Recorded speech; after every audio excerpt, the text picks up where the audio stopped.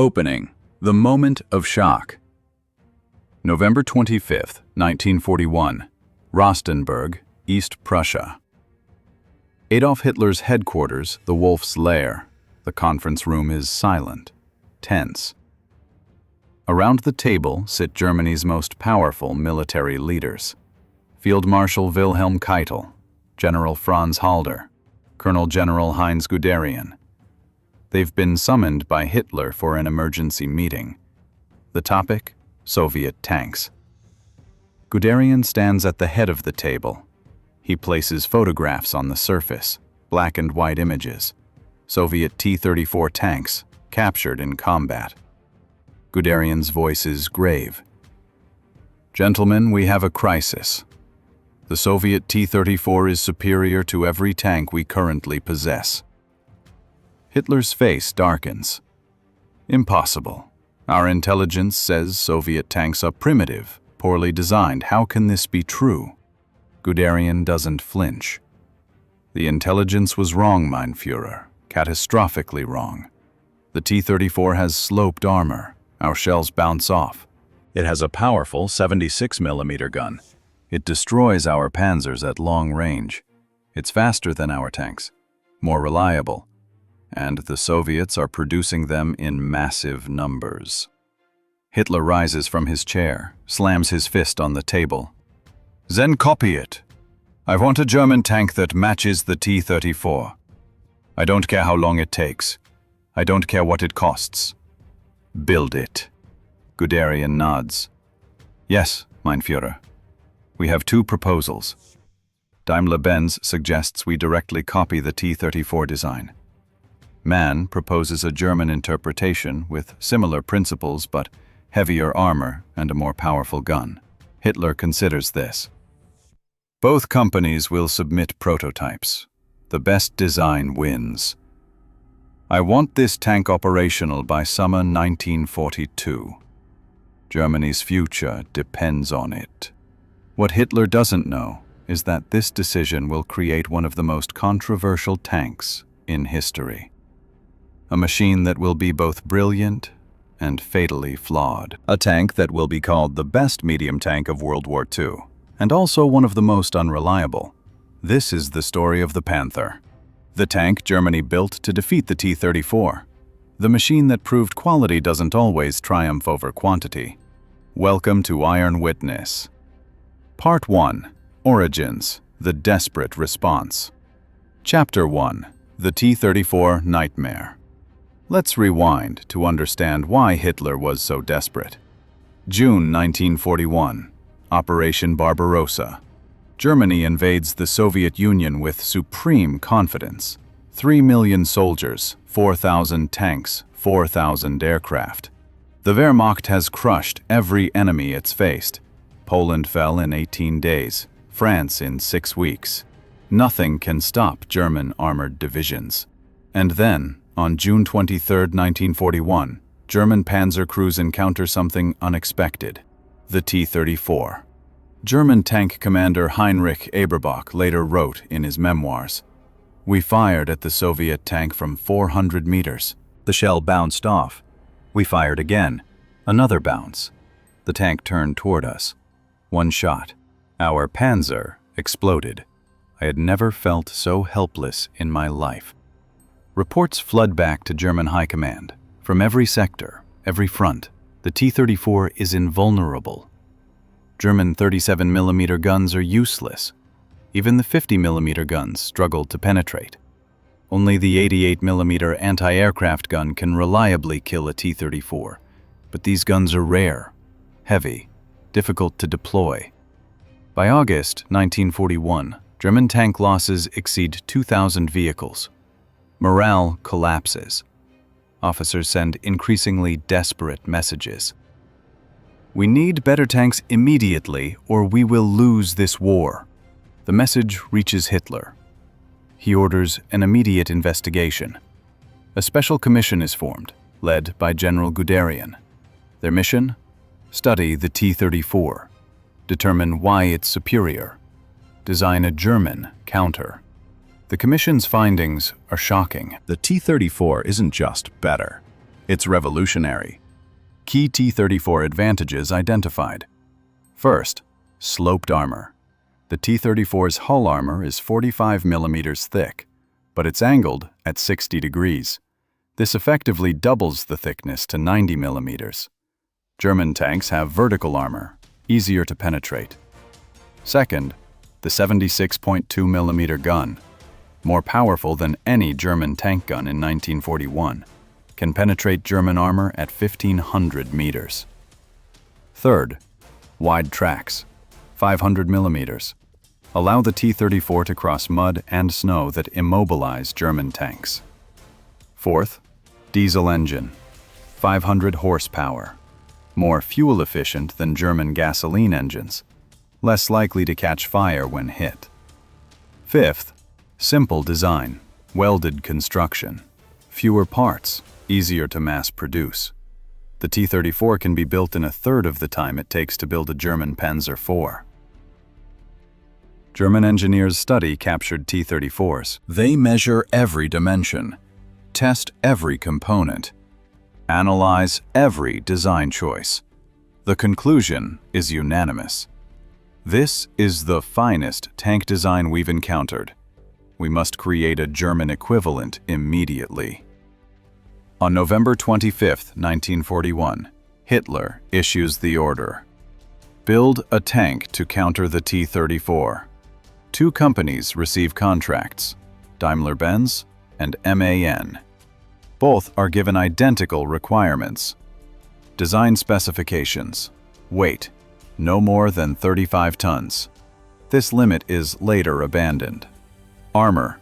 Front hull must be at least 60 millimeters thick, sloped like the T-34. Gun. Minimum 75 millimeters. Must penetrate T-34 armor at 1,000 meters. Speed. Minimum 55 kilometers per hour. Match T-34 mobility. Range. Minimum 200 kilometers. Crew. 5 men. Commander, gunner, loader, driver, radio operator/hull machine gunner. The race to design Germany's answer to the T-34 has begun. Chapter 2. The Design Competition. December 1941 to April 1942. Two of Germany's largest industrial corporations compete to design the Panther. Daimler-Benz proposal. Daimler-Benz takes Hitler's "copy it" order literally. Their design, designated VK-3001, is almost a direct copy of the T-34. Sloped armor, 60 millimeters at 60 degrees, identical to T-34 principles. Engine, diesel. Like the T-34, Germany has little experience with tank diesel engines, but Daimler-Benz argues diesel is superior. Suspension. Similar to T-34. Large road wheels, simple and reliable. Turret. Centrally mounted, two-man crew. Commander doubles as loader, again copying the T-34. Weight. 30 tons. Lighter than MAN's proposal. Top speed, 55 kilometers per hour. Daimler-Benz engineers argue their design can be produced quickly. The similarity to T-34 means fewer unknowns, lower technical risk. MAN proposal. MAN takes a different approach. They study the T-34, adopt its best features, but design a distinctly German tank. Sloped armor, 80 millimeters at 55 degrees, thicker than T-34, better protection. Engine, gasoline, Maybach HL230P30, 700 horsepower. Germany has extensive experience with gasoline engines, lower risk. Suspension, torsion bar suspension, more complex than T-34 but provides better ride quality. Overlapping road wheels, better weight distribution. Turret, three-man crew, commander, gunner, loader.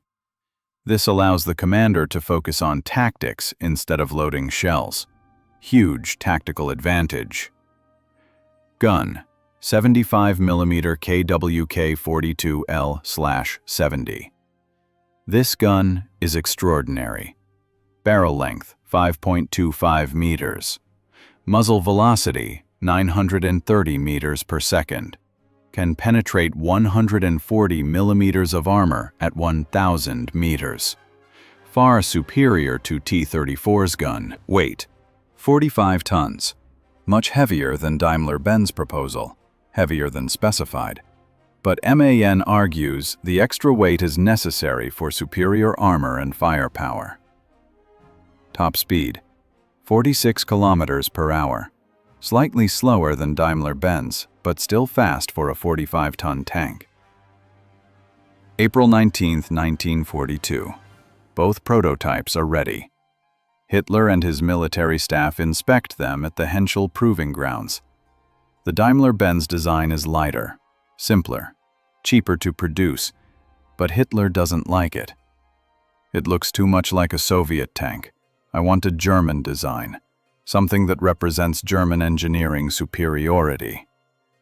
The MAN design is heavier, more complex, more expensive, but it has superior firepower and armor. Hitler walks around it, climbs inside, inspects the gun. Hitler makes his decision. MAN wins. Begin production immediately. I want this tank ready for combat by spring 1943. The tank is officially designated Panzerkampfwagen 5. Panther, Special Vehicle 171. Production begins at MAN's factories in Nuremberg, but problems emerge almost immediately. Chapter 3. The Technical Masterpiece and Its Flaws. Let me describe what German engineers created. Because the Panther is simultaneously a masterpiece and a disaster. The good? The gun. The 75mm KWK-42L/70 is the finest tank gun of World War II. At 1,000 meters, it can penetrate 140 millimeters of armor. It can destroy a T-34 at 2,000 meters. It can penetrate a Sherman tank at 3,000 meters. Soviet and Allied tank crews call it the death ray. The armor. Front hull, 80 millimeters at 55 degrees. Effective thickness, 140 millimeters. Front turret, 100 millimeters. No Allied tank gun in 1943 can penetrate Panther frontal armor at combat ranges. The optics. The gunner's sight, the Turmzielfernrohr 9D, has 2.5 times magnification. Excellent clarity. Panthers can identify and engage targets at extreme ranges. The mobility. Despite weighing 45 tons, the Panther can reach 46 kilometers per hour on roads. Its torsion bar suspension provides excellent cross-country performance. The bad? The transmission. This is the Panther's fatal flaw. The final drive units are undersized. They're designed for a 35-ton tank, but the Panther weighs 45 tons. Under combat stress, the final drives fail catastrophically. Average lifespan, 150 kilometers. Some fail after just 50 kilometers. The engine. The Maybach HL230 produces 700 horsepower, but it's operating at maximum capacity constantly. The engine overheats. Oil seals fail. Fuel pumps break. Engine fires are common. The complexity. The Panther has overlapping road wheels, excellent for weight distribution, terrible for maintenance. Mud and snow freeze between the wheels in winter. The entire suspension locks up. Crews spend hours chipping ice just to move the tank. Production time. A Panther takes 55,000 man-hours to build. A Sherman takes 10,000 man-hours. A T-34 takes 3,000 man-hours. Germany simply cannot produce Panthers fast enough. But Hitler doesn't care about these problems. He wants Panthers in combat. He wants them now. And he has the perfect battlefield in mind. Kursk. Part 2. Kursk. The catastrophic debut. Chapter 4. Operation Citadel. July 1943. The Eastern Front has stabilized after the disaster at Stalingrad. Hitler wants a decisive victory, a battle that will break Soviet morale and turn the tide of the war. His target? The Kursk salient, a massive bulge in the Soviet lines, 800 kilometers wide, 100 kilometers deep. If German forces can pinch off this salient, they'll encircle and destroy 60 Soviet divisions. Over 1 million Soviet soldiers. Hitler names the operation Citadel, and he's betting everything on his new secret weapon, the Panther. By June 1943, German factories have produced approximately 200 Panthers. Not enough for a full-scale offensive. Hitler's generals advise delay. We need more time, more tanks, more training for the crews. But Hitler refuses. The Panthers will tip the balance. 200 Panthers are worth 1,000 T-34s. Attack on July 5th. The Panthers are organized into the 39th Panzer Regiment, part of the Grossdeutschland Division. These tanks and crews are Germany's elite. The best equipment, the best training, the cream of the Wehrmacht. June 30th, 1943. The Panthers begin their journey from the factories to the front lines. The distance? Approximately 800 kilometers. The route? Rail transport to assembly areas, then road march to attack positions. And this is where the nightmare begins. Chapter 5. The March to Kursk. German Panther commander Richard von Rosen later wrote in his diary, "We received our Panthers on July 1st. Beautiful machines, powerful guns, thick armor. We felt invincible. That feeling lasted exactly 4 hours." Of the 200 Panthers delivered to the 39th Panzer Regiment, mechanical failures begin immediately.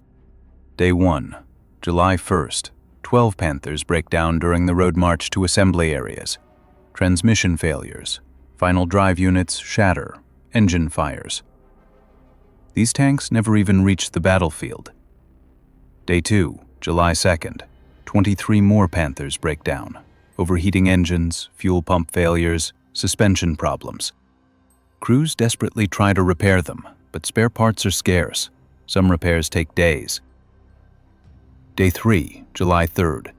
31 additional Panthers experience mechanical issues. The regiment stops to allow repair crews to catch up. But time is running out. The attack is scheduled for July 5th. Day 4, July 4th. The Panthers resume their march. Another 42 break down. At this point, German commanders realize they have a crisis. Of 200 Panthers, only 92 are operational. 108 tanks have been lost to mechanical failure. Not one shot fired by the enemy. General Walter Model, commanding 9th Army, radios High Command. "The Panthers are not ready for combat. We've lost over half of them to breakdowns. Request delay." Hitler's response is immediate. "No delay. The attack proceeds as planned. The operational Panthers will suffice." July 5th, 1943, 4 in the morning. Operation Citadel begins. Of the 92 operational Panthers, only 43 actually reach their attack positions. The rest break down during the final approach march. 43 Panthers. Out of 200, less than 22% operational readiness. German tank commander Otto Carius later wrote, "The Panther was the finest tank I ever commanded, when it worked. But it almost never worked." Chapter 6. The Battle of Kursk, July 5th to July 16th, 1943.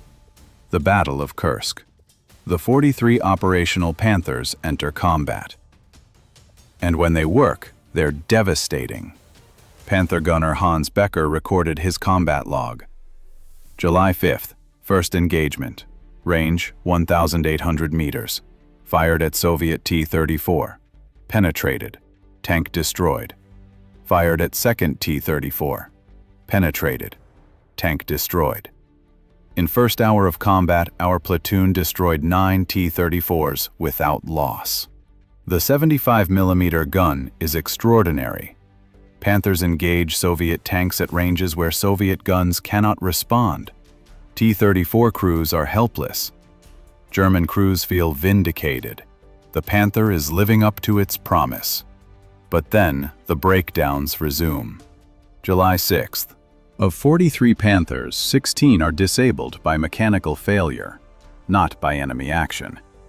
Engines overheat, transmissions seize, tracks break. July 7th. 8 more Panthers break down. Soviet anti-tank guns begin targeting Panther sides and rear. The 80mm side armor is vulnerable. Soviet 76mm guns can penetrate at close range. July 8th. The Panthers are down to 12 operational tanks, from 200 at the start to 12, a catastrophic loss rate. German commanders pull the remaining Panthers back.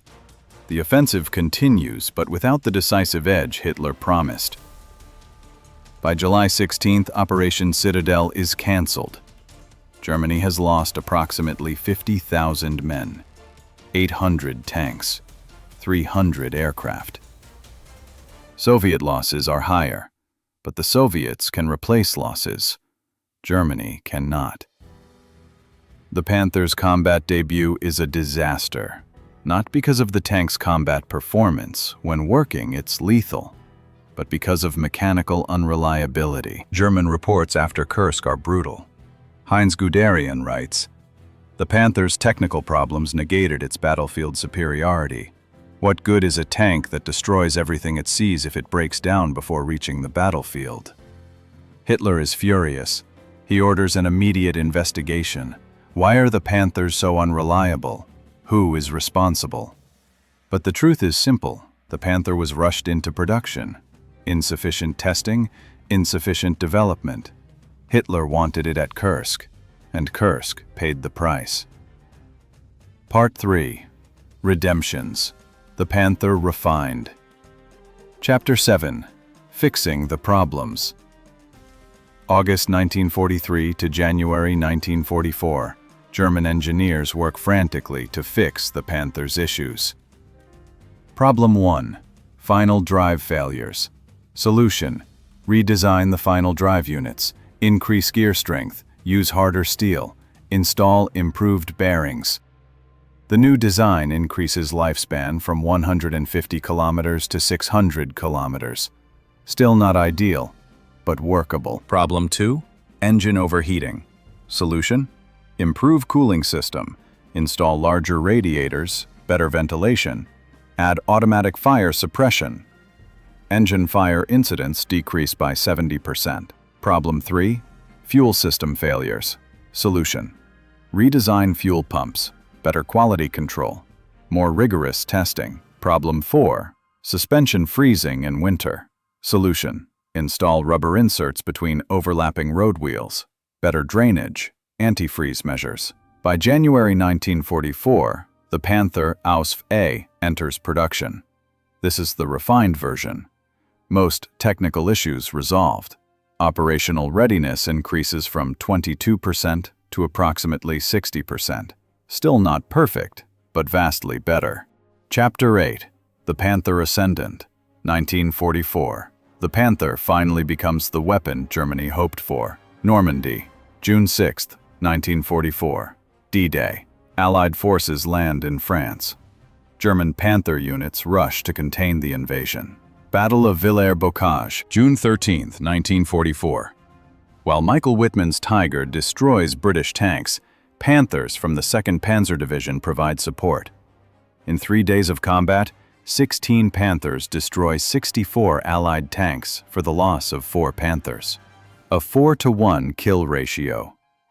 The Panthers' reputation among Allied forces becomes terrifying. American tank commander Sergeant Clarence Smoyer later wrote, "When we heard Panther, we knew we were in trouble. Our Shermans couldn't penetrate it frontally. We needed 5 Shermans to reliably kill 1 Panther, and we lost 3 or 4 trying." British reports from Normandy estimate Panther combat effectiveness as 5-to-1 against Shermans. 1 Panther equals 5 Shermans in combat value. But Germany is losing the war.